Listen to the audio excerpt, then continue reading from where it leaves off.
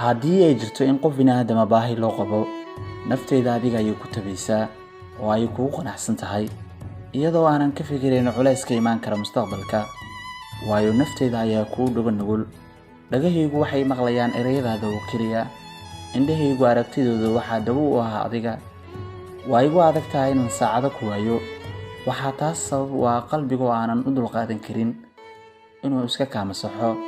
inta aan ku sugayo waa igu adag tahay inaan joojiyo tirinta daqiiqadaha, waxaase igu sii adag inaan ku waayo sababtoo ah xasuusteeda iyo maskaxdeeda ayaad meel adag ka degan tahay.